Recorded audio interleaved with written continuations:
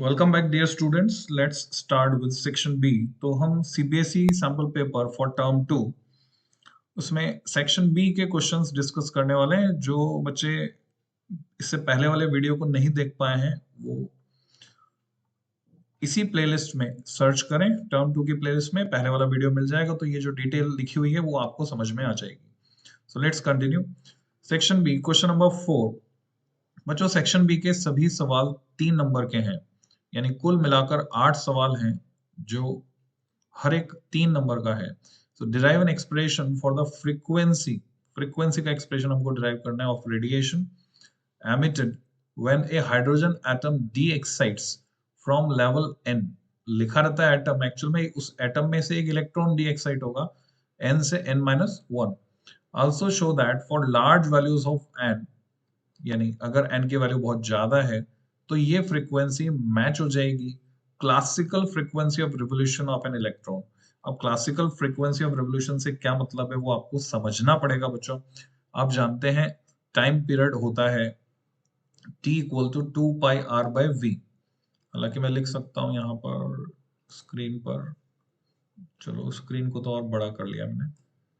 सो time period होता है 2πr/v। तो वहां से आप फ्रीक्वेंसी निकाल सकते हैं v/2πr। तो वो जो एक्सप्रेशन आएगा v की वैल्यू रखकर r की वैल्यू रखकर, वो आपको मैच करवाना है यहां से एनर्जी वाले एक्सप्रेशन से। तो आप समझ गए होंगे एनर्जी से फ्रीक्वेंसी निकाल के जो एक्सप्रेशन आएगा उसको आपको मैच करवाना है। सो हम इसको एक तरह का डेरिवेशन बोलेंगे। हालांकि कोई न्यूमेरिकल वैल्यूज नहीं दिए हैं, तो ये एक डेरिवेशन है। और लैंग्वेज भी आप देख रहे हैं डिराइव, और कहाँ से है? एटम्स चैप्टर से। कितने नंबर का? 3 नंबर का। तो मैं यहाँ पे लिखता हूँ बच्चों 3 नंबर का क्वेश्चन एटम्स चैप्टर से, और ये है डेरिवेशन। सो हम कहेंगे डेरिवेशन कितने नंबर में आ गया? ये रहा एक डेरिवेशन, 3 नंबर का डेरिवेशन यहाँ पर मौजूद है। तो ये पूरा एनालिसिस हम पेपर का करते जा रहे हैं साइमल्टेनियसली, जो मैं आपको दिखाऊंगा आगे। So let's get back to the question. इसका सॉल्यूशन मैं आपको दिखा रहा हूँ जो मार्किंग स्कीम प्रोवाइड की है सीबीएसई ने। तो उसमें कंप्लीट सॉल्यूशन उन्होंने नहीं दिया है, हालांकि आप जानते हैं थ्योरी में आपको मिल भी जाएगा और आप खुद भी कर सकते हैं। फ्रॉम बोर्स थ्योरी, फ्रीक्वेंसी को एफ से दिखाया of radiation emitted when an electron de excites from level n2 to level n1। ये आप डिराइव करके निकाल सकते हैं। ये एक्सप्रेशन आ जाता है फ्रीक्वेंसी के लिए, क्योंकि energy equal to H nu होती है, और वहीं से आप ये एक्सप्रेशन निकाल सकते हैं। आपको पता हो तो आपने डिराइव किया था। 3 फॉर्मूले कुल मिलाकर होते हैं, उनसे सारे डेरिवेशन हो जाते हैं। वेलोसिटी पूछें, रेडियस पूछें, फ्रीक्वेंसी पूछें, एनर्जी पूछें, वो सब आप निकाल सकते हैं। तो ये फॉर्मूला है mv² सेंट्रीपिटल फोर्स जो चाहिए वो कौन प्रोवाइड करेगा? Coulomb attraction between electron and the nucleus, kq1q2/r²। फिर दूसरा फॉर्मूला है mvr=nh/2π, जो बोर के सेकंड पोस्टुलेट से आपको मिलता है। और तीसरा फॉर्मूला है v=ωr। तो 3 से काम बन जाता है हमारा बच्चों। So you have to derive it. अब यहाँ दिया हुआ है n1 जो है n-1 है, ये आपको समझना है, और n2 = n2 से n1 में आ रहा है, यानी n से n-1 में जा रहा है वो। तो उसके लिए जब मैं n2 और n1 की वैल्यू ऊपर रखूंगा तो मुझे ये एक्सप्रेशन मिलेगा। ठीक है, बाकी एज इट इज, और ये सॉल्व होकर ही मिल जाएगा जब मैं n2 की जगह n, n1 की जगह n-1 रखूंगा। ये आप खुद करके देख सकते हैं। तो इतना डिराइव करने के आपको मिलेंगे 2 नंबर। ये खाली इतना लिखा हुआ है, पर आपको ये डिराइव करके निकालना है बच्चों, तब आपको 2 नंबर मिलेंगे। सो सेकेंड पार्ट पे आते हैं। बचा हुआ 1 नंबर कब मिलेगा? फॉर लार्ज n, आपको पता है n बहुत ज्यादा है, तो 2n-1 में 1 नेग्लिजिबल होगा, तो 2n बचा खाली। n-1 में 1 नेग्लिजिबल है तो n बचा खाली। और हाइड्रोजन की बात कर रहे हैं तो z=1 रख देंगे हम यहाँ पे, और ये एक्सप्रेशन रिड्यूस हो जाएगा, which is same as orbital frequency of electron in nth orbit, जो कि v/2πr से भी हम निकाल सकते हैं वेलोसिटी का एक्सप्रेशन, और ये रखकर। सो ये आपको प्रूव करना है बच्चों 3 नंबर में एटम्स चैप्टर से। अब हम चलते हैं क्वेश्चन नंबर 5 पर। Explain with A proper diagram, diagram based question है, डायग्राम बनाकर आपको दिखाना है। How an AC signal can be converted into DC, AC को डीसी में कैसे बदलना है। मींस आप समझ गए ये किसका है, इलेक्ट्रॉनिक डिवाइसेस का। और डीसी कौन सा, पल्सेटिंग डीसी बोल रहे हैं, पल्सेटिंग। शायद ये टर्म इन्होंने गलत यूज कर ली, कैसे ये सेंस आ रहा है मुझे ये समझ में ऐसी बात क्यों लग रहा है, लग रही है। With output frequency as double than that input frequency. हम जानते हैं आउटपुट फ्रीक्वेंसी डबल तब होती है जब फुल वेव रेक्टिफायर होता है, और फुल वेव रेक्टिफायर में जो आउटपुट होता है वो पल्सेटिंग नहीं मिलता, वो फ्लक्चुएटिंग मिलता है। पल्स की फॉर्म में जो आउटपुट आता है वो आता है आपका हाफ वेव रेक्टिफायर में। दैट्स वाई मैं यहाँ पर एक क्वेश्चन मार्क लगाना चाहूंगा, इट शुड बी फ्लक्चुएटिंग। बाकी ठीक है, टर्मिनोलॉजी जो कन्वेंशन फॉलो करना चाहें कर सकते हैं। तो पीएन जंक्शन डायोड का इस्तेमाल करना है, तो यहाँ हमें समझ में आ गया कि हमें full wave rectifier proper diagram के साथ एक्सप्लेन करना है, give its input and output waveforms वो भी बनाने हैं। सो क्या क्या चाहिए, डायग्राम चाहिए, एक्सप्लेनेशन चाहिए, इनपुट आउटपुट। तो हम बोलेंगे बच्चों ये थियोरेटिकल डेरिवेशन है जो आपने प्रैक्टिस किया था, तो इसको किस कैटेगरी में रखना है, सॉल्यूशन पहले दिखा देता हूँ, फिर हम इसकी कैटेगरी डिसाइड करके इसको मार्क कर देंगे। So here is the solution. Junction diode allows current, ये हमने प्रिंसिपल लिखा उसका, और ये लिखने का एक नंबर है। When it forward bias, so if N alternating voltage is applied across a diode, current flows only in that part of the cycle when the diode is forward biased. This property is used to rectify alternating voltages and the circuit used for this purpose called rectifier. ये आप अपनी language में भी समझा सकते हैं। ये हमने सर्किट बना दिया है, देख रहे हैं ट्रांसफॉर्मर है, दो पीएन जंक्शन डायोड हमने लगाए और यहाँ से आउटपुट ले रहे हैं। तो दिस इज सर्किट डायग्राम। इसको एक और तरीके से बनाया जा सकता है सर्किट डायग्राम को, हम चाहें तो उसको बीच में भी लगा सकते हैं, उसके लिए भी आपको एक नंबर मिल जाएगा। बचा हुआ एक नंबर वो है आपका इनपुट और आउटपुट वेवफॉर्म बनाने के लिए। सो डायोड 1 ने क्या किया, डायोड 2 ने क्या किया, ये दिखाया, और ये आउटपुट मिला हमें लोड रेजिस्टेंस के across.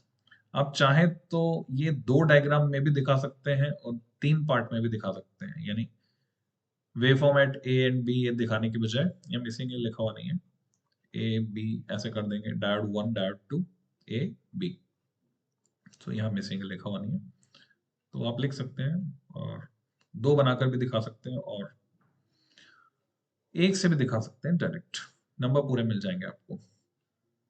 Working with input and output waveforms, working या नहीं लिखी हुई है, वो आपको एक पैराग्राफ यहाँ ऐड करना होगा। तो जब वो आप वर्किंग वाला पैराग्राफ ऐड करेंगे तो इनपुट आउटपुट, यानी इनपुट आउटपुट वेवफॉर्म आप मान लीजिए आधा नंबर का है, तो वर्किंग जो आप लिखेंगे वो आधे नंबर की है बच्चों। तो इस तरह से इसको आप समझ सकते हैं कि इसमें ग्राफ भी आ गया है, और ग्राफ को हम एज डायग्राम, सर्किट भी आ गया है, तो सर्किट डायग्राम पर बेस्ड ये है 3 नंबर का सवाल। सो इलेक्ट्रॉनिक डिवाइसेस के खाते में जाता है 3 नंबर का एक सवाल, और ये डायग्राम बेस्ड क्वेश्चन है, स्पेशली सर्किट डायग्राम। 3 नंबर। वापस चलते हैं बच्चों, अगला सवाल है question number 6। How long can an electric lamp of 100 वाट, अब यहाँ न्यूमेरिकल डेटा है तो ये प्योर न्यूमेरिकल है बच्चों, बी केप्ट ग्लोइंग, जलता रखा जा सकता है, यानी जलाए रख सकते हैं हम 100 वाट के बल्ब को, लैम्प मतलब बल्ब। कैसे जला रहे हैं, फ्यूजन से। आने वाले टाइम में आप देख रहे हैं फ्यूजन रिएक्टर आने वाले हैं गली मोहल्लों में, वो समय आ जाएगा। फ्यूजन किसका कर रहे हैं, ड्यूटेरियम का। Take the fusion reaction as, इस रिएक्शन को बेस बनाकर हमें प्रेडिक्ट करना है। बहुत ही अच्छा सवाल बनाया है, और शायद आपके एनसीईआरटी में है ऑलरेडी, और ये न्यूमेरिकल है। और न्यूमेरिकल कहाँ से है, फिशन फ्यूजन पर बेस्ड है, यानी न्यूक्लियाई चैप्टर से है ये। सो न्यूक्लियाई चैप्टर से 3 नंबर न्यूमेरिकल में, तो एक क्वेश्चन ये 3 नंबर न्यूमेरिकल में न्यूक्लियाई चैप्टर से। सो हियर इट इज, और इसको हम सॉल्व कर सकते हैं। अब देखेंगे कैलकुलेशन स्ट्रेट फॉरवर्ड मिलेंगे आपको। Question number 6, here is the solution. Number of atoms present in 2 gram of deuterium, वो हम जानते हैं कैसे, इसका एटॉमिक मास आपको पता है, एवोगैड्रो कंसेप्ट आपने लगा दिया। तो 2 किलोग्राम ड्यूटेरियम में कितने होंगे? 2 ग्राम में जब इतने हैं तो किलोग्राम तो 10⁻³ से मल्टीप्लाई किया हमने। 2 ड्यूटेरियम में कितनी एनर्जी रिलीज होती है? इक्वेशन से हमने देखा 3.27 MeV, ये लिखी हुई यहाँ पर 3.27 MeV। 2 एटम है यहाँ पे। सो 2 ड्यूटेरियम एटम से 3.27, तो 2 किलोग्राम में जो इतने एटम्स हैं उससे कितनी वो हम निकाल सकते हैं। 1 से 3.27/2 into 6 into 10⁻26 mega electron volt. तो ये आ गया 9.81 into 10⁻26 mega electron volt, which is joule में कन्वर्ट किया हमने। जूल में कन्वर्ट करने का तरीका आपको आना चाहिए। 1 इलेक्ट्रॉन वोल्ट जो कि छोटा होता है बच्चों, जूल से बहुत छोटा होता है, इज 1.6 इंटू 10⁻19 जूल। तो simply you have to multiply it with this. जैसे आप इसको 10⁻20 से मल्टीप्लाई करते हैं तो ये डेटा आपके सामने आएगा। अब एनर्जी कंज्यूम बाय बल्ब पर सेकंड, 100 वाट का बल्ब है तो 100 जूल प्रति सेकंड एनर्जी कंज्यूम कर रहा है वो 1 सेकंड में। तो 100 जूल से, क्योंकि हमें जूल में निकाल चुके हैं यहाँ पे, तो जूल 100 से जूल से डिवाइड किया हमने, तो कितने समय तक सेकंड आ जाएगा हमारे पास। तो यहाँ देख रहे हैं आप 4.97 इंटू 10⁻4 ईयर। अब वो जो सेकंड आएगा आपको उसको डिवाइड करना पड़ेगा 60 से, तो मिनट बनेंगे, फिर 60 से और डिवाइड करेंगे तो घंटे बनेंगे, आवर्स, और फिर डिवाइड करेंगे 24 से तो दिन बनेंगे, और फिर डिवाइड करेंगे 365, आप 365.25 भी ले सकते हैं तो ईयर बनेंगे। तो near about this answer. So calculation है बच्चों, बहुत ज्यादा कैलकुलेशन है। So it will consume time. This is numerical from dual nature and it will consume time. So ऐसे क्वेश्चन को समझ में तो आ रहा है आपके। अब कैलकुलेशन चाहे तो रफ कैलकुलेशन यूज करके इसको लास्ट में कंप्लीट कर सकते हैं फाइन रिजल्ट तक पहुंचने के लिए। सो क्वेश्चन नंबर 6 हम लिख चुके हैं ऑलरेडी ड्यूल नेचर के खाते में, सॉरी न्यूक्लियाई के खाते में 3 नंबर का एक क्वेश्चन। अगला सवाल question number 7, define wave front. Wave front क्या है?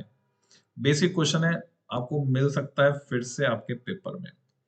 It is surface of constant phase, तो ये डेफिनेशन आ जाएगी, आधा नंबर शायद मिलेगा इसके लिए आपको।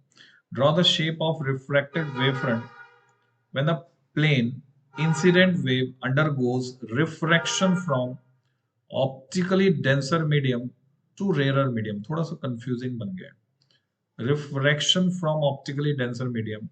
अब टू की जगह फ्रॉम होता तो हम कहते हैं कि रे जा रही है डेंसर मीडियम में रेयर मीडियम से, पर जो ये लैंग्वेज है उससे ही लग रहा है कि ऑप्टिकली डेंसर मीडियम से रेयर मीडियम में जा रही है, यानी डेंसर टू रेयर जा रही है। डेंसर टू रेयर जाएगी तो नॉर्मल से दूर हटेगी, तो इसलिए मैंने इसको थोड़ा हाईलाइट कर दिया।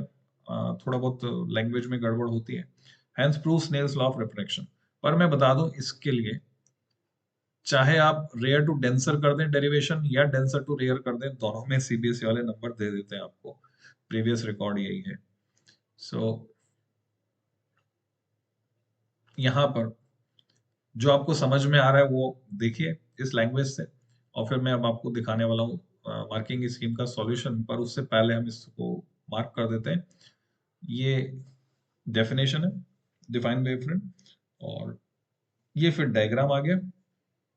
तो डायग्राम डेफिनेशन मिलाकर hence prove Snell's law of refraction, derivation हो गया बच्चों।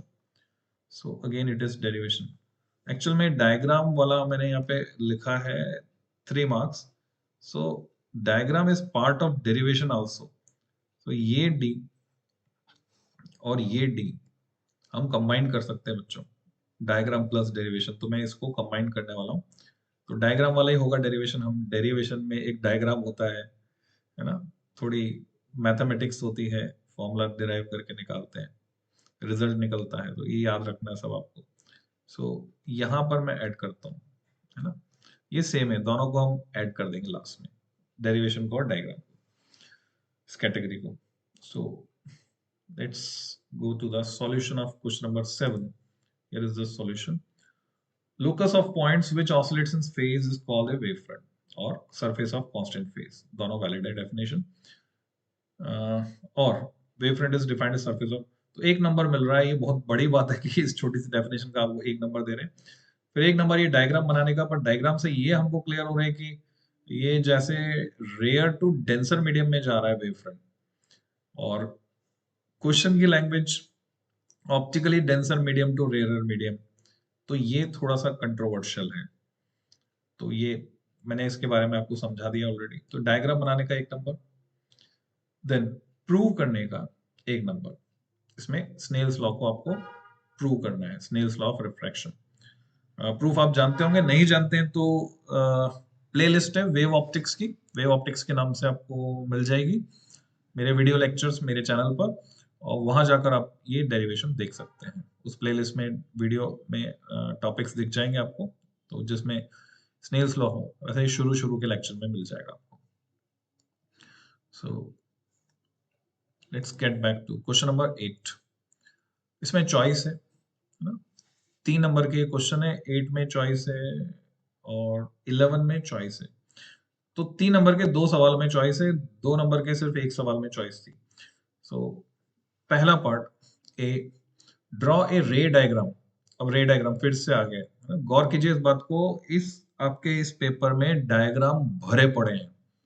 सो better to practice diagrams. Ray diagram of compound microscope, हमेशा ऐसे होता है बच्चों, एक में कंपाउंड माइक्रोस्कोप तो दूसरे में टेलीस्कोप, और लगाकर ये क्वेश्चन देते हैं। ऐसा फिर से आपको मिल सकता है। For the final image form eight least distance of distinct vision, क्योंकि एनसीईआरटी में नियर पॉइंट एडजस्टमेंट के लिए दिया हुआ है कंपाउंड माइक्रोस्कोप, और टेलीस्कोप दिया नॉर्मल एडजस्टमेंट, तो वही पूछा है इन्होंने। हालांकि कभी कभी ऐसा भी हुआ है, जैसे 5 साल में 2 पेपर में, 5 साल में कुल मिला के 10 पेपर सीबीएसई लेती है, मेन और कंपार्टमेंट मिला के। तो इन 10 पेपर में से 2 पेपर में कभी कभी ऐसा हुआ है कि उल्टा भी पूछ लिया है कि कंपाउंड माइक्रोस्कोप के लिए नॉर्मल एडजस्टमेंट और टेलीस्कोप के लिए नियर पॉइंट एडजस्टमेंट। सो रे डायग्राम बनाना है हमको। N angular magnification of 30x, ये न्यूमेरिकल आ गया बच्चों। तो इसको डिस्टिंग्विश कर देंगे अलग अलग, कितने नंबर का रे डायग्राम, देखिए कितने नंबर का, 1.5 नंबर का है। तो डायग्राम वाले पार्ट में 1.5 नंबर, और न्यूमेरिकल वाले पार्ट में 1.5 नंबर। और ये ऑप्टिक्स के खाते में जाएगा, ray optics. Ray optics 3 number का 1 सवाल, डायग्राम वाले में 1.5 नंबर, डेरिवेशन या डायग्राम एक ही बात है, जहां जगह होगी वहां लिख दूंगा मैं, और न्यूमेरिकल वाले में 1.5 नंबर। तो पहले तो हम डायग्राम देख लेते हैं जिससे आप फैमिलियर हो। ये डायग्राम एनसीईआरटी में बना हुआ है, डायग्राम आपको बनाना, 1.5 नंबर आपको इसके मिल जाएंगे पूरी डिटेल नेमिंग के साथ, एफओ एफई वगैरह सब कुछ। अब बात करते हैं न्यूमेरिकल क्या कह रहा है। तो बच्चों न्यूमेरिकल कह रहा है एंगुलर मैग्निफिकेशन या मैग्नीफाइंग पावर, जिसको हम कहते हैं 30x, ये चाहिए डिजायर्ड यूजिंग एन ऑब्जेक्टिव। हमें जो ऑब्जेक्टिव है उसकी फोकल लेंथ एफओ 1.25 सेंटीमीटर दी हुई है, आईपीस उसकी फोकल लेंथ एफई दी हुई है। न्यूमेरिकल से कई चीजें सीखने को मिलती है आपसे। कई बार कंसेप्चुअल क्वेश्चन पूछ लेते हैं कि आईपीस ऑब्जेक्टिव में किसकी फोकल लेंथ ज्यादा होगी, तो माइक्रोस्कोप के केस में आईपीस की फोकल लेंथ ज्यादा होती है ऑब्जेक्टिव से। How will you set up the compound microscope, कैसे आप इसको सेट करेंगे। अब सेट करने का मतलब क्या है, सेट करने का मतलब है ऑब्जेक्ट को कहाँ रखेंगे, इन दोनों लेंस के बीच की दूरी क्या रखेंगे, ये मतलब है। तो वो आपको बताना है। For the final image form, आपको कंडीशन दे दी है कि फाइनल इमेज कहाँ बननी चाहिए, least distance of distinct vision 25 centimetre दूर बननी चाहिए। 25 सेंटीमीटर दूर बननी चाहिए, यानी वीई आईपीस के लिए क्या हो गया, और इमेज डिस्टेंस हो गई 25 centimetre. It is given to you. और एफ ओ एफ ई हमारे पास है, एफ ओ एफ ई और वीई आपके पास है, और मैग्नीफाइंग पावर आपके पास है, which is m, which is equal to magnification produced by objective into magnification produced by eyepiece। अब eyepiece का तो आपको पता है 1 plus D by F E, और एमओ। तो अब यूओ निकाल पाएंगे बच्चों, है ना, आउटलाइन यहीं पे मिल रही है आपको पूरी। यूओ निकाल पाएंगे, ऑब्जेक्ट को कितनी दूर रखना है, और फिर आप जानते हैं लेंथ ऑफ द ट्यूब हो जाएगी इमेज की distance VO plus UE, eyepiece के लिए ऑब्जेक्ट की distance. So let's see the solution. B part, MO 30 है, FO 1.25। देखो MO लिखा है वो गलत है, MO इंटू एम ही है 30 एक्चुअल में, ये पूरा M है। सो मैं यहाँ कहना चाहूंगा ये पूरा मैग्निफिकेशन है, नॉट ओनली फॉर ऑब्जेक्टिव नहीं है, ये पूरा मैग्निफिकेशन 30। फिर से देख लीजिए question. Angular magnitude 30 x is required using an objective of focal length 1.25 centimetre and eyepiece, यानी कंबाइंड इफेक्ट है ना, खाली ऑब्जेक्टिव का कंट्रीब्यूशन नहीं है। FO 1.2 पे लिख दिया हमने, when image is formed at least distance D 25 आ गया। एंगुलर मैग्निफिकेशन आईपीस हम जानते हैं 1 plus D by FE, 1 plus 25 by 5 that is 6। Total angular magnification ये आ गया हमारे पास 30 मानकर 5 आ गया जो प्रोड्यूस कर रहा है MO। अब MO जब 5 है, हम जानते हैं VO अपॉन UO होता है, तो उसको -5 क्यों लिखा? क्योंकि ऑब्जेक्ट के रिस्पेक्ट में इमेज इन्वर्टेड बन रही है, that's why it is written as -5। Now VO हो गया -5 UO। अब हमने लेंस इक्वेशन में UO को रखा -5 टाइम्स UO। कैसे? ये रखा VO को -5 टाइम्स UO। अब ये 1.5 टाइम 1.5 सेंटीमीटर ये कहां से आया data? You have to see that UO 1.5 centimetre कहां से आया। तो यहां लिखा है लेंस इक्वेशन यूज करके आया, और VO आ गया 7.5 सेंटीमीटर। ठीक है, क्योंकि हमें फोकल लेंथ पता थी, फोकल लेंथ पता थी तो उससे हमें UO भी मिल जाएगा बच्चों, और VO उसके UO के टर्म्स में है। तो आप जैसे लेंस फॉर्मूला लगाएंगे आपको ये मिलेगा। साइन कन्वेंशन का आपको ध्यान रखना होगा। V हमें पता ही है -25 सेंटीमीटर, FE हमें पता है, तो अब UE हम निकाल सकते हैं। दोबारा से आपने लेंस फॉर्मूला यूज किया, UE निकाला, तो ये करके देख सकते हैं। तो 10 object is to be place 1.5 centimetre from the objective, ये कैलकुलेट करके हमने निकाला है ना, गिवन नहीं है। तो 1.5 सेंटीमीटर दूर रखना होगा, और सेपरेशन जो होगा वो होगा VO प्लस UE। बच्चों ये मॉडुलस है। अब यहाँ साइन कन्वेंशन दोबारा नहीं लगाया, इसलिए मोड लगा दिया है कि UE जो अगर नेगेटिव में आ रहा है आपके पास, तो ये नहीं कि माइनस साइन के साथ लिखे आप। सो VO plus UE that is 11.67। सो ये स्टेप मार्किंग है न्यूमेरिकल की, हाफ हाफ हाफ इस तरह से। तो ये हमने देखा क्वेश्चन नंबर 8 का पहला पार्ट। दूसरा पार्ट, ड्रॉ ए रे डायग्राम ऑफ एस्ट्रोनॉमिकल टेलीस्कोप। तो आप जानते हैं कौन सा डायग्राम ये बनना है, एनसीईआरटी में है बना हुआ। देन बी पार्ट फिर न्यूमेरिकल है, तो same categorization. Small telescope has an objective of length of focal length 140 centimetre, this is FO, and eyepiece of focal length ये FE आपको दिया हुआ है। Find the magnifying power of the telescope for viewing distant objects, दूर वाले objects को देखने के लिए magnifying power FO upon FE होती है। डिस्टेंट ऑब्जेक्ट का मतलब normal adjustment, telescope normal adjustment में तब। और final image form least distance. बच्चों लीस्ट डिस्टेंस पूछ लिया, देखो तो लीस्ट डिस्टेंस जब पूछ लिया है तो आपको फॉर्मूला तो डिराइव नहीं करना है, फॉर्मूला आपको याद हो तो अच्छा है, लिंक करके आप याद कर सकते हैं बच्चों। तो क्या फॉर्मूला है वो मैं बता रहा हूं आपको, M equal to -FO upon FE। बच्चों एनसीईआरटी में कहीं भी माइनस नहीं है, पर ऑब्जेक्ट के रिस्पेक्ट में इमेज जब भी इन्वर्टेड बनती है तो माइनस आना चाहिए। अब आपके दोनों हाथ में लड्डू है, माइनस लिखोगे तो भी नंबर मिलेंगे, माइनस नहीं लिखोगे तो भी नंबर मिलेंगे। 1 प्लस, आप जानते हैं माइक्रोस्कोप के केस में आता है D अपॉन FE, यहाँ उल्टा हो जाएगा, यहाँ हो जाएगा FE अपॉन D, ऐसे हो जाएगा बच्चों। तो ये आपको समझ के चलना है, ठीक है। बच्चों फोन आ गया था किसी का, इसलिए टाइम लैग आया बीच में। Let's start back. तो हम क्वेश्चन नंबर 8 का जो न्यूमेरिकल पार्ट है बी, उसका सॉल्यूशन देख लेते हैं। नॉर्मल एडजस्टमेंट में magnifying power FO upon FE, उससे हमने निकाला 28, उसके लिए आपको मिलने वाला आधा नंबर। और second part, when the final image is formed at the least distance of distinct vision, 25 centimetre पर बन रही है, तो ये फॉर्मूला हमने लगा। बस माइनस साइन मिसिंग है दोनों एक्सप्रेशन में, जो कि एनसीईआरटी में भी मिसिंग है, पर यहाँ होना चाहिए क्योंकि इमेज ऑब्जेक्ट के रिस्पेक्ट में इन्वर्टेड है। सो इजी कैलकुलेशन है, 1 मार्क। तो 1.5 नंबर का न्यूमेरिकल। तो आई थिंक टेलीस्कोप वाला पार्ट ज्यादा इजी है कंपेयर टू माइक्रोस्कोप। तो अगर आपको माइक्रोस्कोप और टेलीस्कोप में क्वेश्चन मिले तो आई थिंक आपके लिए आसान रहेगा, और लगा हुआ टेलीस्कोप। नेक्स्ट क्वेश्चन नंबर 9 पे चलते हैं। Light of wavelength 2000 angstrom unit, numerical data आ गया हमारे पास, लैम्डा है, falls on a metal surface of work function, यानी dual nature of matter and radiation से है। सो हमारे पास 50 है, W0 से भी आप दिखा सकते हैं। What is the kinetic energy in electron volt, ये पूछा है आपसे पार्ट ए में। 3 नंबर है तो आई थिंक एक एक नंबर के तीनों पार्ट होंगे। Of the fastest electrons emitted from the surface, correct है, वो फास्टेस्ट ही होगा, highest half M V max square होता है और वो इलेक्ट्रॉन वोल्ट में आपको चाहिए।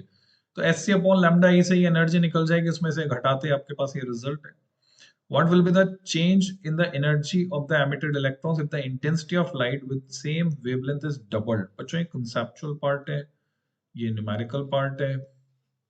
अगर आपने वेवलेंथ को डबल कर दिया तो आप जानते हैं फ्रीक्वेंसी आधी रह जाएगी। सो एनर्जी में चेंज क्या होने वाला है, एनर्जी कम हो जाएगी और न्यूमेरिकली चेक करना पड़ेगा शायद हमको।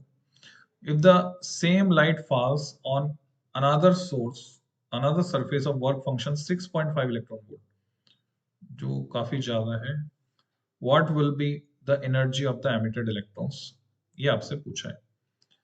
तो ये भी कंसेप्चुअल बन गया है। वैसे न्यूमेरिकल है पर मुझे लग रहा है बहुत ज्यादा है तो कंसेप्चुअल शायद ही बन जाएगा। सो पहले चेक कर लेते हैं, उसके बाद मार्क करूंगा। तो लेट्स सी द सॉल्यूशन। पहले मैं इसको लिख तो देता हूँ, कैटेगरी लिख देता हूँ कि 3 नंबर का सवाल ड्यूअल नेचर से, ड्यूअल नेचर से, ड्यूअल नेचर एटम्स। ओके, ये तो एटम से है, ड्यूअल नेचर से 3 नंबर का सवाल। उससे पहले कौन सा आया था ड्यूअल नेचर से, चेक कर लेंगे। एक सवाल 3 नंबर में, 1 2 3 4 5, 1 2 3 4 5। इससे पहले ड्यूअल नेचर से इलेक्ट्रिक करंट नहीं है, फोटो इलेक्ट्रिक करंट ये है, kinetic energy of photo electrons, photo cell atoms, और ये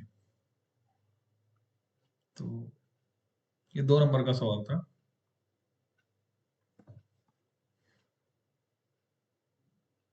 ड्यूअल नेचर से तो वापस से चेक कर लेते हैं एक बार।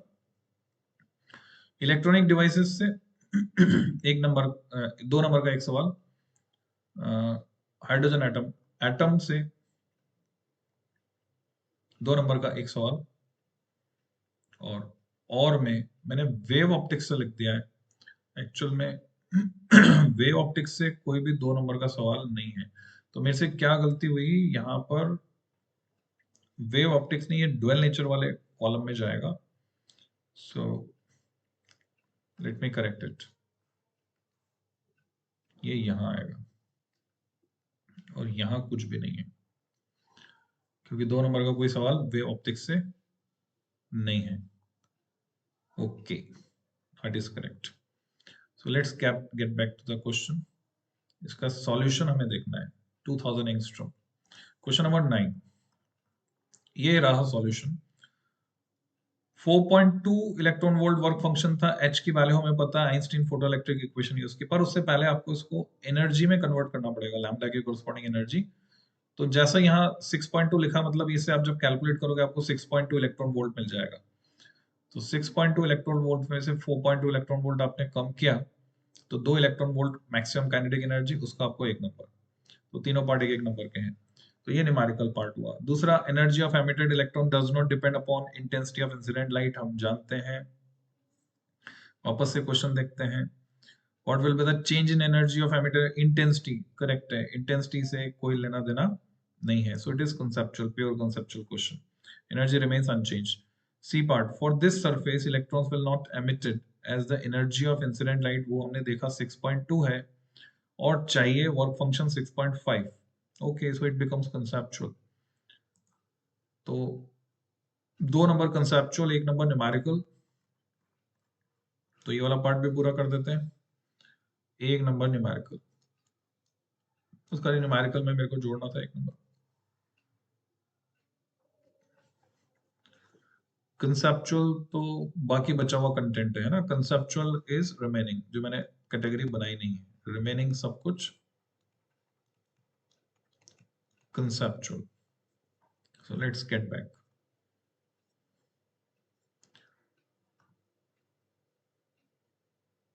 Question number 10, the focal length of a convex lens made of glass of refractive index 1.5 is 20 centimetre, 20 centimetre है, ठीक है, न्यूमेरिकल लग रहा है, कंसेप्चुअल पार्ट भी हो सकता है। What will B it's new focal length, नई फोकल लेंथ क्या हो जाएगी जब हम इसको रिफ्रैक्टिव इंडेक्स 1.25 के मीडियम में रखेंगे। तो लेंस मेकर्स फॉर्मूले की एप्लीकेशन है बच्चों, आपको ये समझ में आ रहा होगा। इस फोकल लेंथ पॉजिटिव और नेगेटिव 1.5 1.25, इससे तो कम ही है, इससे कम है तो अभी तो पॉजिटिव ही रहेगी। जब ये 1.25 की जगह 1.5 से ज्यादा होता, कुछ 1.6 होता, तो नेगेटिव होती। तो वो आप डायरेक्ट भी लिख सकते हो आप आंसर, और कैलकुलेट करके भी। What does it signify? So numerical theoretical both part, embedded कितने नंबर का क्या है देख लेते हैं, उसके हिसाब से डिवाइड कर देंगे। ये क्वेश्चन है बच्चों रे ऑप्टिक्स से 3 नंबर का। सो रे ऑप्टिक्स के खाते में जाते हैं 3 नंबर का एक और क्वेश्चन +1।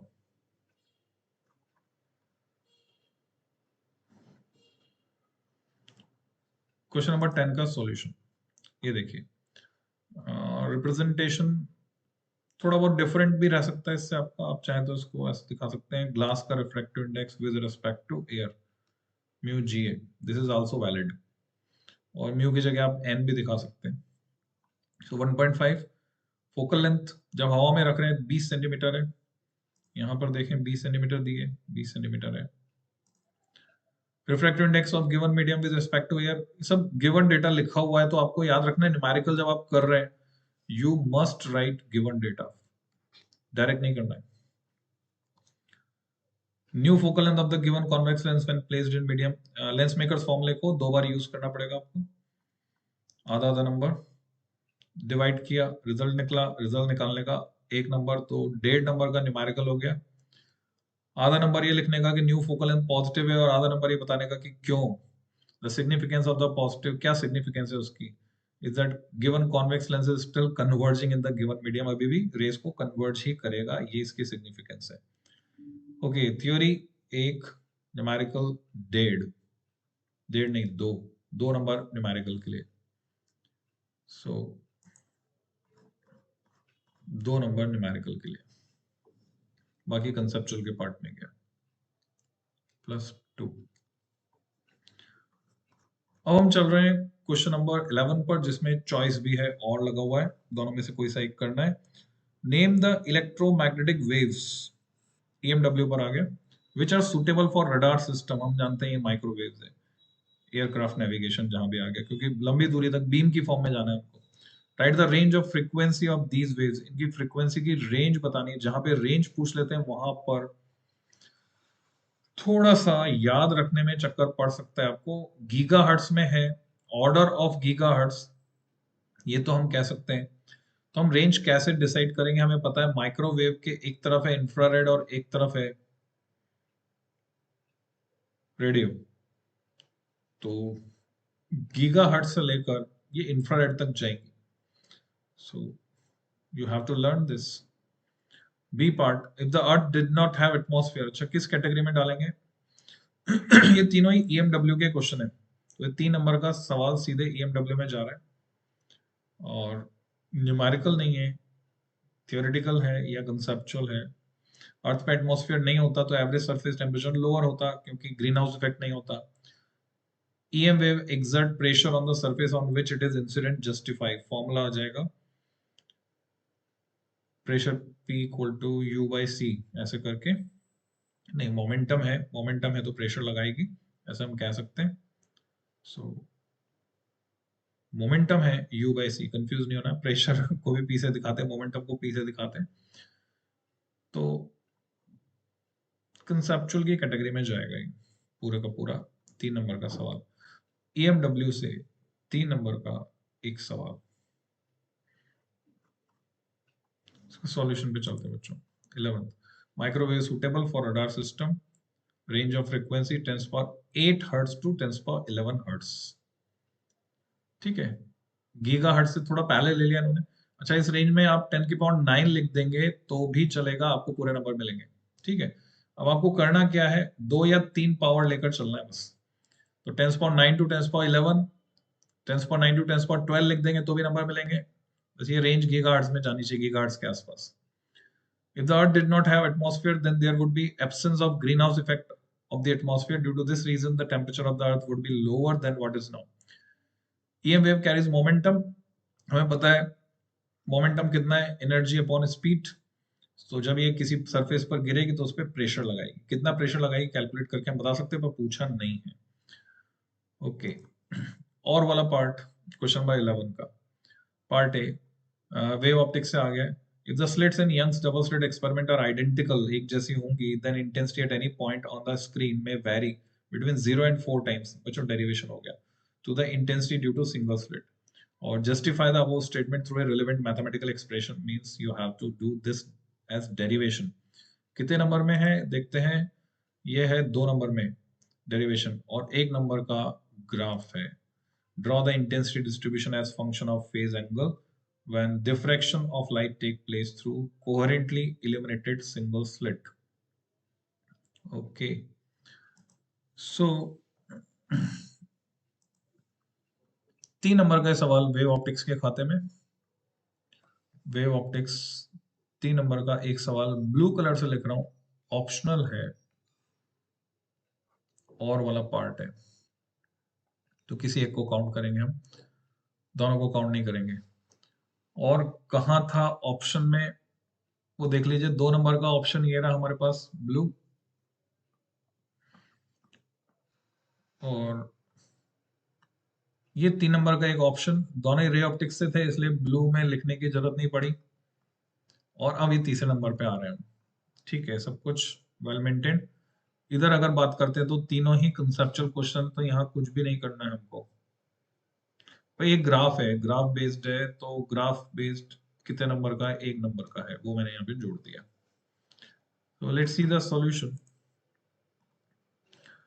टोटल इंटेंसिटी आप चाहें तो ये फॉर्मूला यूज करें, I1 plus I2 plus 2 √ I1 I2 cos phi, या फिर 4I0 cos square 5/2, वो भी यूज कर सकते हैं, दोनों से सेम रिजल्ट आपको मिल जाएगा कि मैक्सिमम इंटेंसिटी होगी 4 times I0, here it should be I0, या फिर हम I2 को I1 लिख रहे हैं तो 4 टाइम्स I1 कह सकते हैं, और मिनिमम होगी 0। तो इंटेंसिटी स्क्रीन में वेरी करे, तो हमने न्यूमेरिकली इसको दिखा दिया, डिराइव करके दिखा दिया।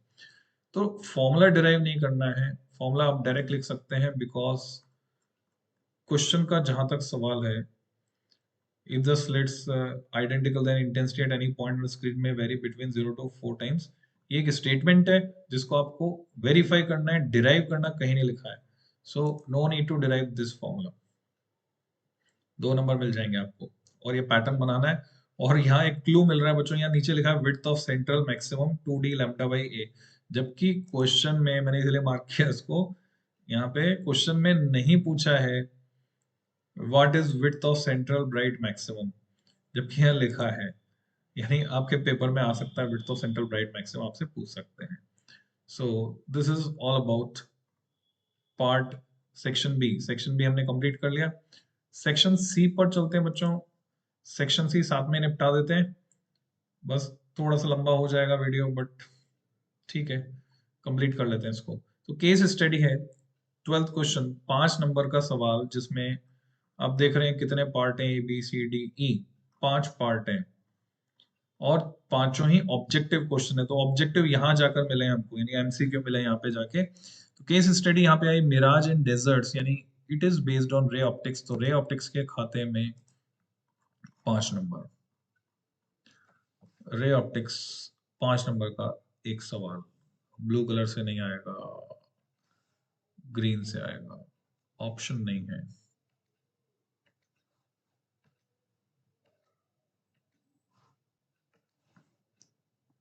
रे ऑप्टिक्स 5 नंबर का एक सवाल। तो हमारा साथ साथ ब्लूप्रिंट तैयार है, ये इसी को कहते हैं ब्लूप्रिंट, कौन से चैप्टर से कितने नंबर का। हालांकि इसमें वेरिएशन आपको मिल सकता है एक्चुअल पेपर में। सो मिराज के बारे में है, और जैसे कि आप जानते हैं कि डिटेल आप चाहे तो छोड़ दें, इसको पढ़ें, आपकी इच्छा है। सीधे हम क्वेश्चन पे आते हैं। Which of the following phenomena is prominently involved in the formation of mirage in deserts? तो रिफ्रैक्शन भी होता है, तब धीरे धीरे एंगल बढ़ता है, तब टीआईआर होता है। So refraction and total internal reflection, बाकी बात ही छोड़ दीजिए। First is the correct answer. Diver at depth 12 metre inside water, जहां पे रिफ्रैक्टिव इंडेक्स है 4/3 ग्रेटर देन 1 है, यानी वाटर का विद रिस्पेक्ट टू एयर है। ये ऐसे लिखने का मतलब है एयर से वाटर में जा रही है। Sees the sky in a cone of semi vertical angle. आप इमेजिन कर सकते हैं क्या पूछना चाह रहे हैं। न्यूमेरिकल भी आपने किया है एनसीईआरटी में। तो फॉर्मूला अगर आपको याद है तो आप सीधे आंसर निकाल सकते हैं। I C equal to sine inverse 1/म्यू, तो 3/4 हो जाएगा। 1/म्यू करेंगे तो इसका reciprocal. In an optical fibre N1 and N2 are the refractive indices of the core and cladding. तो कोर का ज्यादा होता है, क्लैडिंग का कम होता है। Which among the following would be correct equation? तो कोर का ज्यादा, N1 बड़ा होगा, N2 छोटा होगा। डी, डायमंड को इमर्स किया हमने। अच्छा पहले इसके सॉल्यूशन देख लेते हैं, याद नहीं रहेगा। ए बी सी, फिर आगे चलते हैं। Refraction, total internal reflection, sine inverse 3/4, यानी आंसर है थर्ड। थर्ड, और ये है fourth, N1 greater than N2। अब चलते हैं हम अगले पर, डी पर। डायमंड को हमने ऐसे लिक्विड में डुबोया है जिसका refractive index with respect to air, as नहीं आएगा बच्चों, इज आएगा, इज ग्रेटर।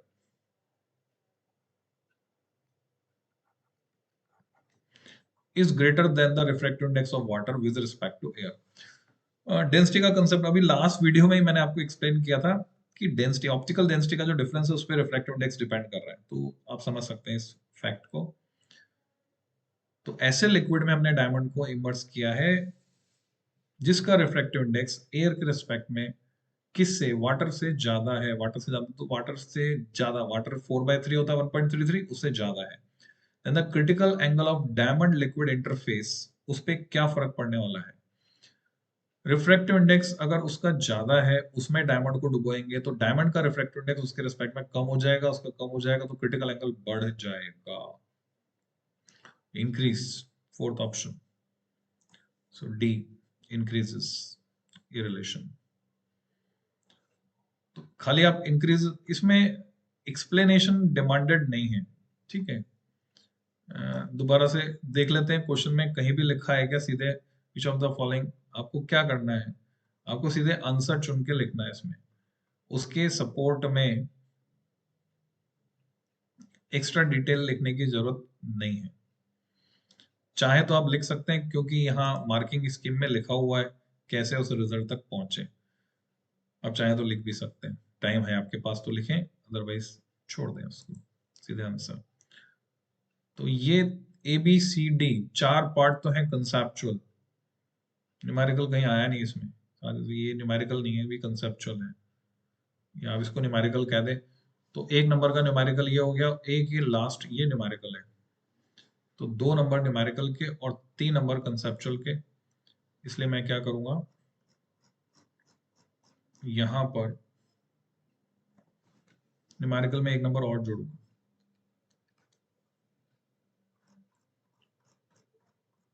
लास्ट क्वेश्चन शायद एनसीईआरटी में है, आपको पता है एनसीईआरटी में है, ये पीछे एक्सरसाइज में है, मिल जाएगा आपको, किया भी होगा आपने। Following figure shows A cross section of light pipe made of glass fibre, refractive index 1.68, outer covering of pipe made of material, refractive index 1.44। देखो यहाँ का आंसर तो इसी में आ गया कि सी का आंसर होता है ना, क्वेश्चन में ही जवाब छुपा होता है, तो सी का जवाब ये छुपा है यहाँ पे क्वेश्चन में। तो आपसे पूछा है outer covering, what is the range of angles of incident ray, कितने एंगल पर, कितने से कितने एंगल पर इंसिडेंट कर सकती है with the axis of pi for the following, जिससे कि टीआईआर होकर रे इधर से जाए। क्योंकि एक पर्टिकुलर एंगल से ज्यादा एंगल हुआ तो टीआईआर नहीं होगा यहाँ पे, क्योंकि क्रिटिकल एंगल पहले हम ये निकालेंगे I dash at the most कितना हो सकता है, इसकी लिमिटिंग वैल्यू, फिर उससे आर निकाल लेंगे, फिर आर से इसको sine I by sine R link कर देंगे, म्यू से रिफ्रैक्टिव इंडेक्स जो कि 1.68 दिया हुआ है। तो आप शायद कर सकते हैं ये बच्चों, आंसर भी याद हो तो, आपको पता नहीं है, हो सकता है याद हो। मेरे को जो लग रहा है वही लग रहा है, सेकंड। मार्किंग स्कीम पे चलते हैं, यही है second. So mu 1 to 1 upon sine C dash हमने सबसे पहले एंगल निकाला बाहर जाने के लिए, ठीक है, 1.44 अपॉन 1.68, उससे एक कोर है एक क्लैडिंग है। अब इसके लिए आपको टेबल देखनी पड़ेगी बच्चों, है ना, ट्रिग्नोमेट्रिक टेबल्स, क्योंकि आपको सी डैश यानी साइन इनवर्स 0.8571 देखना आना चाहिए टेबल से, जो कि 59 डिग्री आ रहा है। उसके बाद आगे लॉजिक लगाना होगा, ट्रायंगल में तीनों एंगल का सम 180 डिग्री, समझ पा रहे होंगे आप, इस ट्रायंगल की बात हो रही। तो यहां से 31 डिग्री आया, और फिर से आपको टेबल देखनी पड़ेगी जब आप sine A by sine R mu लगाएंगे, यानी स्नेल्स लॉ। तो फिर से आपको 0.8662 का साइन इनवर्स देखना पड़ेगा, जो इसके आसपास ही है। तो 59 और 61 डिग्री का डिफरेंस है खाली, तो इतनी एक्यूरेसी रखनी पड़ेगी, तो टेबल देखनी पड़ेगी। Thus all the incident rays which make angles in the range 0 to 60 degree, वो सब TIR सफर करेंगी। तो बच्चों ये हुआ पूरा पेपर आपका, पूरा एनालिसिस। अब हम यहाँ टोटल कर लेते हैं, डेरिवेशन कितने नंबर के, इसको हम ले लेते हैं पर्पल कलर से। तो डायग्राम प्लस डेरिवेशन एक साथ कर दिया हमने, 3 3 6 7 7.5 10.5 11.5, derivation plus diagram 11.5 number. Percentage अपने आप निकाल लेना 35 में से आउट ऑफ 35। ग्राफ 2 नंबर के, न्यूमेरिकल 2 3 4 4 3 7 8 8.5 8.5 नंबर के न्यूमेरिकल, परसेंटेज अपने आप निकाल लेना। तो हो गया, रिमेनिंग इज कंसेप्चुअल और थियोरेटिकल। तो आधा आधा एक ही हो गया, 11 और 8 19, तो 20 2 22, तो 35 में से 22 कम कर लो आप, तो आपके पास कितने बच गए, कंसेप्चुअल 13 मार्क्स के। हाईएस्ट कंटेंट कंसेप्चुअल कंटेंट है या थियोरेटिकल है, इसमें डेफिनेशन भी शामिल है। एक डेफिनेशन आई है बच्चों, वेव फ्रंट की डेफिनेशन। अब किस चैप्टर से कितने नंबर का आया, ईएमडब्ल्यू से आया 3 नंबर का, ठीक है, ईएमडब्ल्यू का टोटल वेटेज 3, रे ऑप्टिक्स से 6 और 5 11 नंबर, वेव ऑप्टिक्स से स्टार मार्क कर देता हूं, ऑप्शन में आया 3 नंबर, ड्यूअल नेचर से 2 और 3 5 नंबर, एटम से 2 और 3 5 नंबर,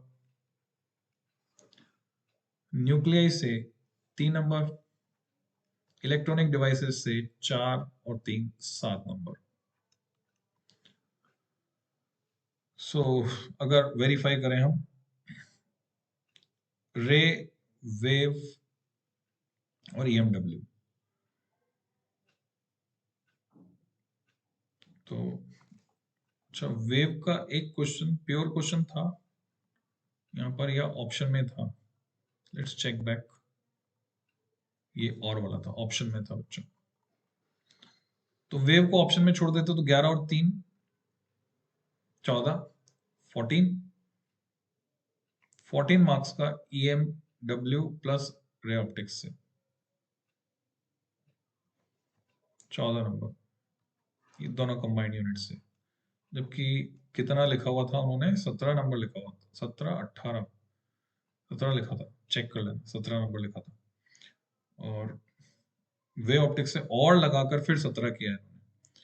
ड्वेल नेचर से आया 5 नंबर का, ड्वेल नेचर और एटम्स एंड न्यूक्लियाई कंबाइंड है, तो उससे कितना नंबर, 10 3 13 मार्क्स का आ गया इससे।